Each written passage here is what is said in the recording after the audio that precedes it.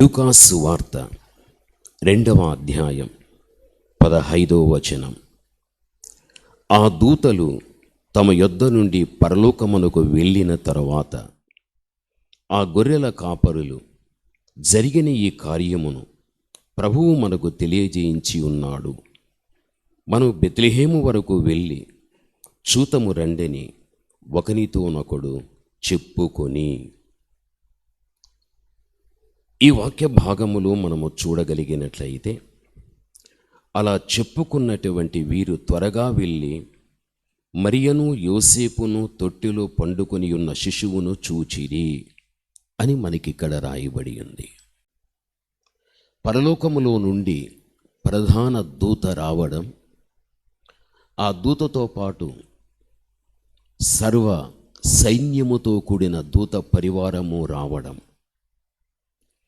ఆ దూత పొలములో గొర్రెలు కాస్తూ ఉన్న కాపరులతో, దావీదు పట్టణమందు మీకు రక్షకుడు పుట్టాడు. ఒక చక్కని వార్త దూతలు ఇచ్చి వారందరూ కూడా దేవుని ఏం చేశారు అంటే చక్కగా వారు ఆరాధించారు. చక్కగా దేవునికి స్తోత్రాలు కూడా చెల్లించగలిగారు. ఈ వార్తను అందించి వారు ఈ భూమి నుండి వారు తిరిగి దివికి వెళ్ళిపోయిన తర్వాత ఈ కాపరులు ఏం చేశారు అంటే పరలోకము నుండి దిగి వచ్చినటువంటి ఈ యొక్క దూత దావీదు పట్టణమందు రక్షకుడు పుట్టాడు అనే విషయం ఆ దేవుని ద్వారానే మనము తెలుసుకున్నాము. కాబట్టి మనమందరము ఏకమై బెత్లెహేముకు వెళ్ళి ఆ ప్రభువుని మనము చూద్దామా అని ఆ రోజున పొలములో గొర్రెలు మేపుతున్న కాపరులు వారి ప్రయాణాన్ని సిద్ధం చేసుకున్నారు. ఎక్కడికి? బెత్లెహేముకు. జ్ఞానులు యేసు ప్రభు దగ్గరికి రావటానికి ఆకాశ విశాలములో కనిపించేటువంటి నక్షత్రమును చూచి వారి ప్రయాణాన్ని సాగించి బెత్లెహేముకు వారు వచ్చేశారు. ఆ రోజున రాజు ఎవరు అంటే హేరోదు. జ్ఞానులు హేరోదు దగ్గరికి వెళ్ళి, అయ్యా, యూదులకు రాజుగా పుట్టినవాడు ఎక్కడ ఉన్నాడు? మేము ఆయన నక్షత్రమును చూచి మేము రాగలిగితిమి అని. జ్ఞానులు ఆ మాట అన్న వెంటనే హేరోదు హృదయమంతా కలవరం పడిపోయాది. యూదులకు నేను రాజుగా ఉండగా మరొకడు రాజుగా పుట్టడం ఇదేమిటి అని అప్పటి వరకు ప్రశాంతంగా ఉన్న హేరోదు జ్ఞానుల నుండి ఈ మాట విన్న తర్వాత హృదయమంతా కూడా కలవరం వచ్చేది.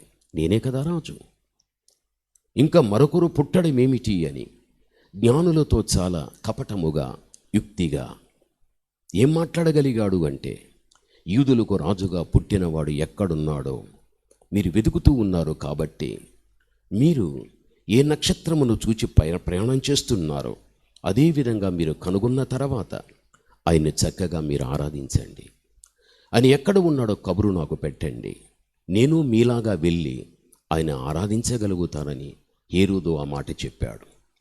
మాట తీరు మంచిగుంది, హృదయ పరిస్థితి మాత్రం మంచిగా లేదు, కపటం. అయితే తిరిగి జ్ఞానులు ప్రభువుని చూడడం, దూత ద్వారా హెచ్చరిక పొంది తిరిగి హేరోదు దగ్గరికి రాకుండా మరో మార్గం నుంచి వారు వెళ్ళిపోవడం, ఇవన్నీ మనకు తెలిసిన విషయాలే. అయితే ఇక్కడ యేసుక్రీస్తు ప్రభుల వారు పుట్టినటువంటి తర్వాత జరిగిన విషయం ఏమిటి అంటే, జ్ఞానులు వెళ్ళిన వారు వెళ్ళిపోయారు, వస్తారని నేను ఎంతో నిరీక్షించగలిగాను, వారు రాలేదు, కబురు ఇవ్వలేదు అని హేరోదు ఏం చేశాడు అంటే 2 సంవత్సరముల యొక్క ప్రతి మగబిడ్డను కూడా వారిని చంపేయమని హేరోదు ఆజ్ఞ జారీ చేశాడు. ఎప్పుడైతే ఆజ్ఞను జారీ చేయడము జరిగాదో యేసుక్రీస్తు ప్రభుల వారు పుట్టినప్పుడు అక్కడ ఏం జరిగింది అంటే బెత్లెహేములో వధ జరిగిపోయాది. 2 సంవత్సరముల యొక్క వయస్సు కలిగిన ప్రతి మగబిడ్డ కూడా ఏమైపోయాది? చంపబడిపోయాది. ఇది మీరు మత్తయి సువార్త మీరు చూడగలిగితే గాన 2వ అధ్యాయం 16-18 ఇక్కడ ఆ జ్ఞానులు తన్ను అపహసించిరని హేరోదు గ్రహించి బహు ఆగ్రము తెచ్చుకొని తాను జ్ఞానుల వలన వివరముగా తెలుసుకొనిన కాలమును బట్టి బెత్లెహేములోను దాని సకల ప్రాంతములోను 2 సంవత్సరములు మొదలుకొని తక్కువ వయస్సు గల మగపిల్లలందరినీ కూడా వధించెను. అందువలన రామాలో అంగలార్పు వినబడెను, ఏడ్పును మహారోదన ధ్వనియు కలిగెను. రాహేలు తన పిల్లల విషయమై ఏడ్చువారు లేనందున ఓదార్పు పొందనులక ఉండెను. ఇక్కడ మీరు అర్థం చేసుకోవలసిన విషయం, బెత్లెహేములో ఎప్పుడైతే 2 సంవత్సరముల లోగిట ఉన్న ప్రతి ఒక్కరిని కూడా వధించడము జరగగలిగాదో, ఆ ప్రాంతములో వధింపబడినటువంటి ప్రతి ఒక్క తల్లి కూడా ఏం చేశాది అంటే అంగలార్పు, ఏడ్పు. అయితే రాహేలు తన పిల్లల విషయమై ఏడ్చువారు లేనందున ఓదార్పునొల్లనందకపోయిరి అని వ్రాయబడి ఉంది. ఇక్కడ పాత నిబంధన కాలములో కనిపించే రాహేలు ఇక్కడ కనిపిస్తూ ఉన్నది. మళ్ళీ ఇక్కడ ప్రస్తావన చూస్తే రాహేలు అనే మాట తన పిల్లల విషయమై ఏడ్చువారు లేనందున ఓదార్పు పొందనలక ఉండెను. రాహేలు అనగా బెత్లెహేము రాహేలుని కూడా పిలువబడగలిగాది. ఆ రోజున ఆ బిడ్డను కనటానికి ఎంత వేదన, ఎంత దుఃఖం. అయితే ఇక్కడ క్రీస్తు ప్రభువుల వారు పుట్టిన వెంటనే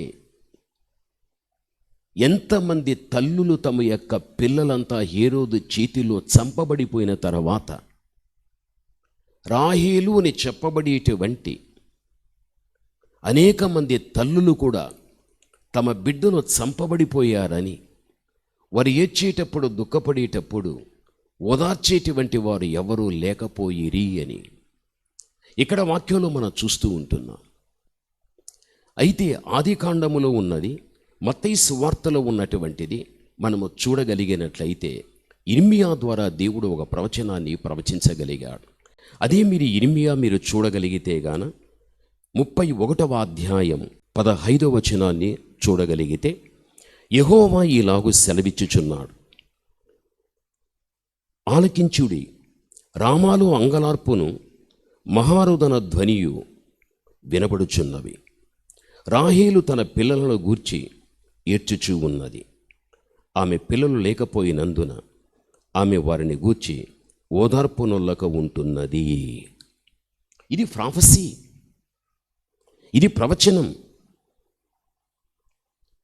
ప్రభునందు ప్రియమైనటువంటి వాళ్ళ రామాలో ఇక్కడ ఎన్ని పర్యాయ పదములనేవి మనకు కనిపించినా కూడా ఇదంతా కూడా బెత్లెహేముకు సంబంధించినటువంటిదే. రాహేలు బిడ్డను కనేటప్పుడు ఎంత వేదన పడి, ఎంత దుఃఖపడి బిడ్డను కనిందో, నీవు ఒక కుమారుని కంటివి, నువ్వు భయపడవద్దని మంత్రసాని చెప్పిన వెంటనే ఇక కొన్ని నిమిషములలో తన ప్రాణము పోయేటప్పుడు ఆ బిడ్డకు బెనోని అని పేరు పెట్టింది. బెనోని అంటే దుఃఖపుత్రుడు. ఆ బిడ్డ పుట్టి బిడ్డకు దుఃఖం, ఆ బిడ్డ పుట్టి ఆ తల్లికి దుఃఖం, ఆ బిడ్డ పుట్టి ఆ తల్లి మరణించగలిగాది. ఇది జరిగిపోయినటువంటి చరిత్ర ఇది. అయితే తండ్రి ఏమన్నాడు? బెన్యామీను అన్నాడు. బెన్యామీను అంటే కుడిహస్తం. ఇక్కడ మనం క్రొత్త నిబంధన కాలములో మనం చూడగలిగినట్లయితే ఇర్మియాలో చెప్పబడినదే మత్తయి సువార్తల ప్రవచనము జ్ఞాపకము తెచ్చుకుని మత్తయి ఇక్కడ రాస్తూ ఉంటున్నాడు. రామాలో అంగలార్పు, రాహేలు పిల్లలను పోగొట్టుకున్న తర్వాత ఓదార్పు నొందలంలో ఉంటున్నది. ఎంతమంది పిల్లలు హేరోదు యొక్క కాలములో యేసుక్రీస్తు ప్రభు పుట్టిన తర్వాత ఎంతమంది తల్లులు, రాహేలు లాంటి వారు ఎంతమంది అయితే పిల్లలను పోగొట్టుకున్నారో, ఆ పోగొట్టుకున్న పిల్లల విషయమై ఆ తల్లులు రాహేలుగా పిలువబడుతూ ఆ పిల్లల విషయమై వారు దుఃఖపడి వేదన పడేటప్పుడు వారిని ఓదార్చే వారు ఎవ్వరు కూడా లేకపోయిరి అని వాక్యంలో మనం చూస్తూ ఉన్నాం. వారు బెత్లెహేములో ప్రయాణం చేశారు. యాకోబు రాహేలు వారి ప్రయాణంలో దుఃఖం, వేదన, ఇది మనం అర్థం చేసుకోవాలి. జ్ఞానులు కూడా బెత్లెహేముకు ప్రయాణం చేశారు. యేసుప్రభు పుట్టాడు, వెంటనే దుఃఖం కూడా అలుముకోగలిగాది. అక్కడ పుట్టి ఏ విధంగా అక్కడ దుఃఖం కలిగిందో, ఇక్కడ క్రీస్తు ప్రభువు పుట్టి కూడా ఇక్కడ దుఃఖం అనేది కలుగగలిగాది. యాకోబు ఏమన్నాడు? ఇతడు బెన్యామీను. బైబిల్ చరిత్ర చూస్తూ వస్తే బెన్యామీని యొక్క గోత్రంలో, బెన్యామీని యొక్క వంశములో మహా గొప్ప రాజులు పుట్టగలిగారు. ఒక ప్రయోజనకరమైనటువంటి, అనగా పుట్టి ఏ విధంగా దుఃఖం అనేది కలిగించబడిందో, ఆ పుట్టిన వ్యక్తి ఆ దుఃఖాన్ని నివారించటాని కోసం బెన్యామీనుగా పిలువబడగలిగాడు.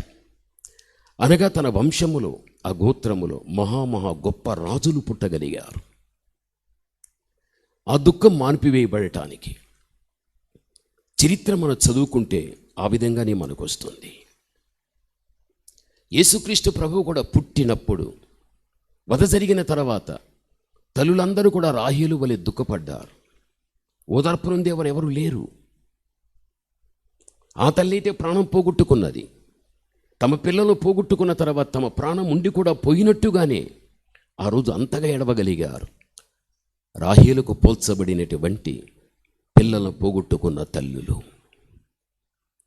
ప్రభునందు ప్రియమైనటువంటి వాళ్ళ, అయితే బెన్యామీను కుడిహస్తం మీకు తెలిసిన ఒక మాట,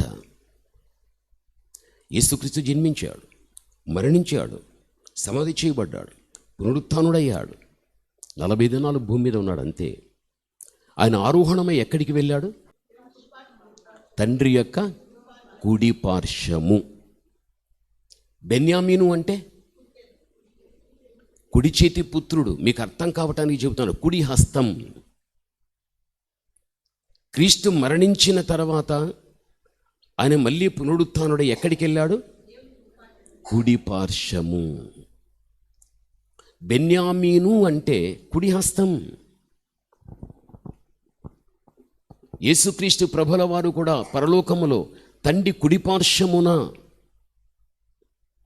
అనగా యేసుక్రీస్తు ప్రభుల వారు పుట్టినప్పుడు దుఃఖమనేటువంటిది రాహేలుకు పోల్చబడినటువంటి ప్రతి ఒక్క తల్లి కూడా తమ బిడ్డల విషయంలో ఓదార్పు పొందలేనంత దుఃఖం వారు పడుతున్నప్పటికీ కూడా యేసుక్రీస్తు ప్రభుల వారు ఆ దుఃఖాన్ని మాన్పివేయటానికి ఆయన శిలువ మరణము వెళ్ళేంత వరకు కూడా భూమి మీద ఆయన మనుష్యులకు ఎంతో ఓదార్పుని ఇచ్చాడు.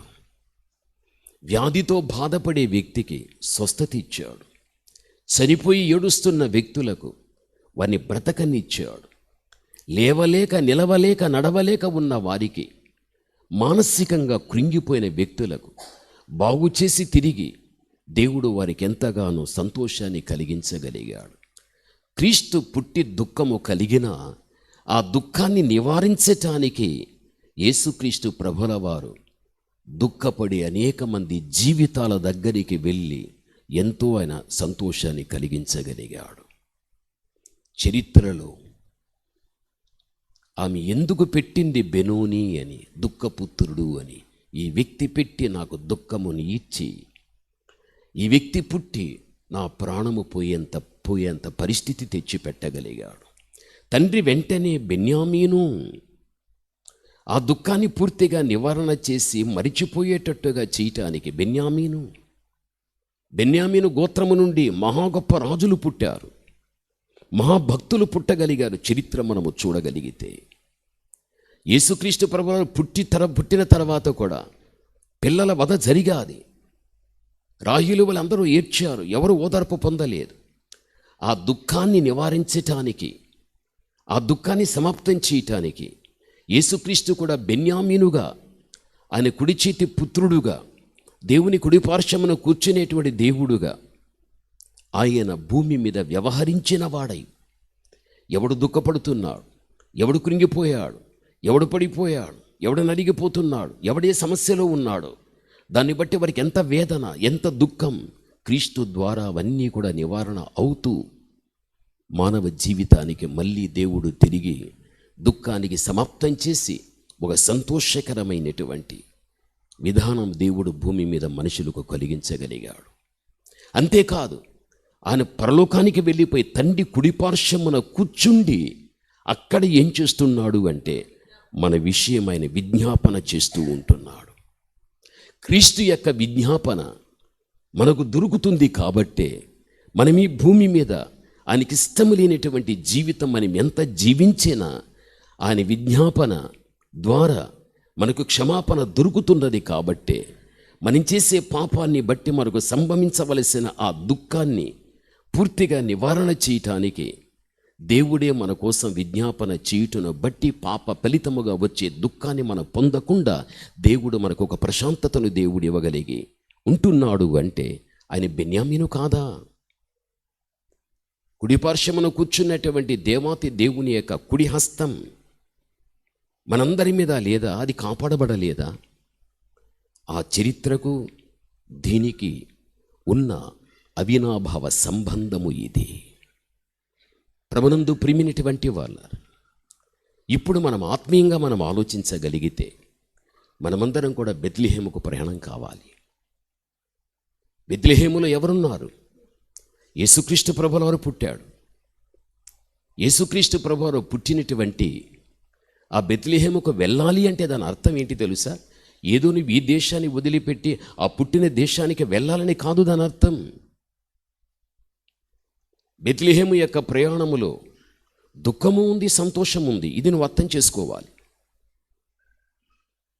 అదేవిధంగా ఈ క్రిస్మస్ యొక్క సందర్భములో బెత్లెహేములో పుట్టిన క్రీస్తుని జ్ఞాపకము తెచ్చుకుని ఆ క్రీస్తు ప్రభు యొక్క చెంతకు వచ్చే ప్రతి వ్యక్తికి జీవితంలో సంతోషము ఉంటుంది, దుఃఖము ఉంటుంది. ప్రభు నమ్ముకున్న తర్వాత ఎప్పుడు కూడా నేను హ్యాపీగా ఉండాలి, నేను అనుకున్నటివే జరిగిపోవాలి, నేను ఏమి యోచిస్తున్నాను అవే జరిగిపోవాలి. జీవితంలో ఎప్పుడు కూడా అలా నువ్వు ఎప్పుడు అనుకోవద్దు. నీ ప్రయాణం బెత్లెహేము యొక్క ప్రయాణం. ప్రభునందు ప్రియమైనటువంటి వాళ్ళ, ఈ ప్రయాణంలో ఎన్ని వచ్చినా ఒడిదుడుకులు ముందుకు సాగిపోవటానికి నేర్చుకో.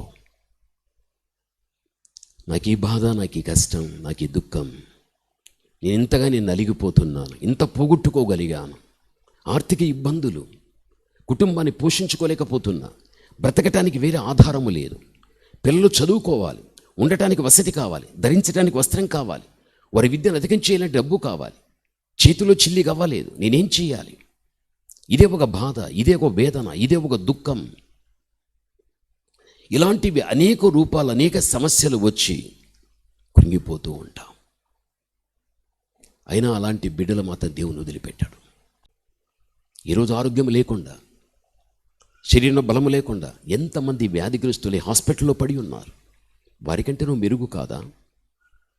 ఇలా మనం అనుకుంటూ వెళ్ళగలిగితే ఎన్నో మనం చెప్పుకోగలం. కాబట్టి ప్రభువుని నమ్ముకున్న మనం, ఆయన బిడ్డలుగా మనం బ్రతికేటప్పుడు మనము చూడని దేవుణ్ణి, మనము చూడని పరలోకాన్ని ఒక రోజున చూడాలి, అనుభవించాలని మనము కూడా పరలోకపు బెత్లెహేముకు ప్రయాణం చేస్తూ ఉన్నాం. నీ ప్రయాణాల్లో తప్పదు దుఃఖం, నీ ప్రయాణంలో తప్పనిసరిగా దుఃఖాన్ని నివారణ చేసేటువంటి సంతోషం కూడా నీకు దొరక తప్పదు, తప్పనిసరిగా దొరుకుతుంది. బెనోని దుఃఖం, బెన్యామీను కుడిహస్తం. వెంటనే బెన్యామీను అనే పేరు ఎందుకు పెట్టాడు? ఆ వంశములోని గొప్ప గొప్ప వారు పుట్టగలిగారు. అటువంటి దుఃఖము సమాప్తమైపోవాలి అని యేసుప్రభు పుట్టాడు. ఎంతోమంది రాహుల్ లాంటి తల్లులు ఓదార్పు పొందలేని రీతిగా అయిపోయారు, అంగలార్పు. అయితే ఇది ఎప్పుడు కూడా జరగకుండా ముందు క్రీస్తు ప్రభుల వారు పుట్టగలిగాడు. ఆ దుఃఖం నివారణ, ఆ దుఃఖం సమాప్తం.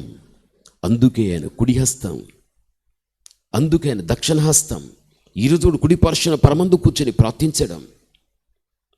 మన యొక్క ప్రయాణములో మనకెదురయ్యే ప్రతి బాధను, కష్టాన్ని అవే ఒక దుఃఖంగా మనకు మిగిల్చినప్పుడు నా బిడ్డలు పొందకూడదు అని, ఆ తర్వాత క్రీస్తు వాటన్నిటిని తీసివేసి మనకు నెమ్మది. అందుకే యెషయా 60:20 నీవు చూడు, నీ సూర్యుడు ఇకను అస్తమింపడు, నీ చంద్రుడు క్షీణింపడు, యెహోవాయే నీకు వెలుగుగా ఉండును, నీ దుఃఖ దినములు సమాప్తములగును. క్రీస్తు ప్రభువులో జీవించేటప్పుడు, భక్తిగా నీవు జీవించేటప్పుడు మనుషుల ద్వారా కానీ సాతాను ద్వారా కానీ ఎన్నో ఇబ్బందులు వస్తాయి. అవి నిన్ను దుఃఖం వరకు తీసుకెళ్తాయి. అయితే దేవుడు అంటున్నాడు ఏమని తెలుసా? నీ దుఃఖాన్ని నేనేం చేస్తాను? సమాప్తం. దుఃఖము సమాప్తమైతే మనలో చిగురించేది ఏది? సంతోషం. ఇదే బెత్లెహేము యొక్క ప్రయాణంలో ఉండేటువంటి విషయం.